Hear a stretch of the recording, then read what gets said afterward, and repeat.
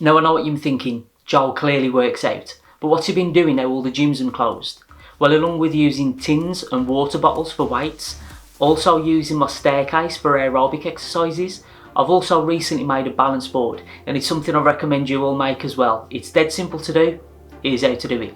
All you'll need for this project is half a furniture board. You could also use plywood or maybe even MDF. I just like the look of the natural wood, so that's why I chose this.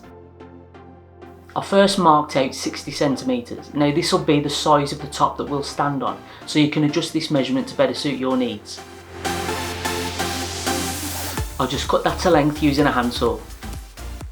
To make the corners look a lot nicer and to make them easier to handle as well, I found something that was round, in this case just an old cap, and I used it to trace round in the corners. You might want to check for spiders though before you do this. These corners can then be cut away using the jigsaw. Like I say, it just makes it look a lot nicer and it'll be a lot nicer to handle as well.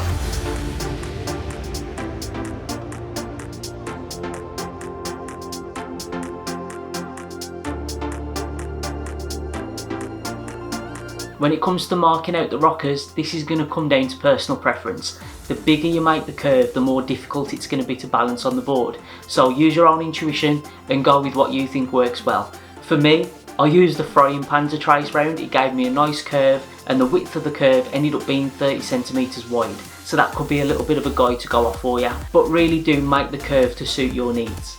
Once it was marked out, I could cut the curve out with a jigsaw.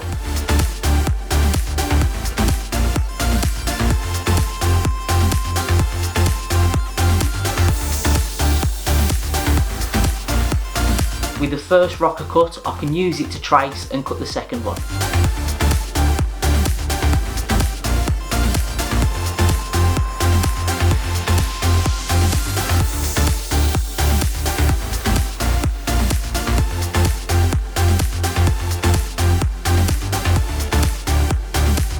To add more strength to the rockers, we'll add a middle section.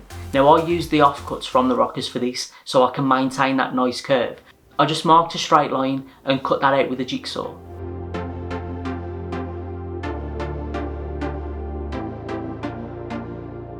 I could then cut the middle section to length. I went with 21 centimetres just to make sure the rockers will sit within the size of the top. With all the pieces cut, it's time for sanding. Now we really want to sand these pieces smooth, especially the top, because that's what we'll be handling a lot, so make sure there's no sharp edges left. Once all the pieces are sanded smooth, it's time for assembly. Now I'm going to keep it really simple with this one. I'm just going to be using glue and screws. Now the first bits to assemble are the rocker pieces. So I started with the centre section and added the two outer rockers to it. I made sure they were centralised and I drilled a bit of a pilot hole first to try and prevent the wood from splitting. Adding wood glue and a couple of screws secures the rockers in place.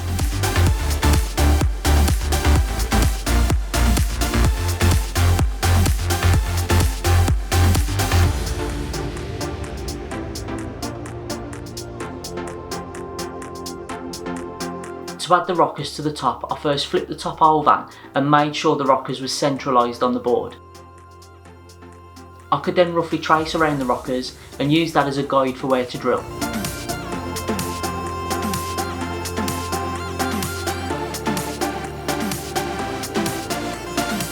I drilled the pilot holes, flipped it back over and secured it with screws. No glue this time, this is just to get the positioning sorted out.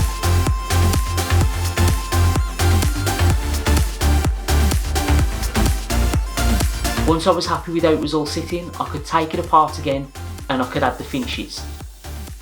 For the top, I used the clear wax. I wanted to maintain that light wood look and being able to see the wood grain. I think it looks really nice like this. But for the rockers, I decided to go with furniture paint.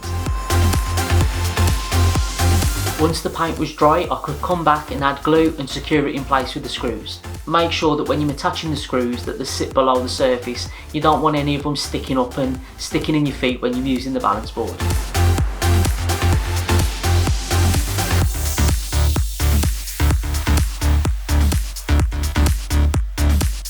Once the glue's all dry, it's ready for use.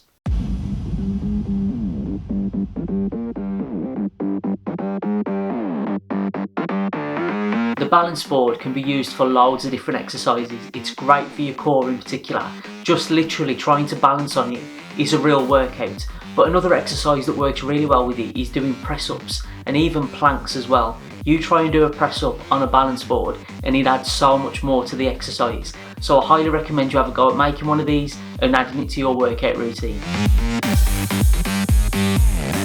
I think we've all probably heard about using the stairs for aerobic exercises and even using tins as homemade weights, but something that really caught my eye recently was these water bottles. Now these hold 2 litres of water, so that would weigh 2 kilograms, but the best thing about it is it's got a built-in handle. This was only $2.99 as well, so I think it's a great addition to add to your workout routine as well. It'll keep you hydrated and it works as a great homemade weight. I really hope you like this one and I hope you give it a go for yourself. Trust me, the balance board is more of a workout than you think it is, so do give it a go. If you like the video, give it a thumbs up, leave a comment down below letting us know what you do for a workout at home, and if you're not subscribed to the channel already, make sure you click the subscribe button and then the little bell icon next to it. That way you'll get a notification as soon as we upload a new video. Thank you all for watching.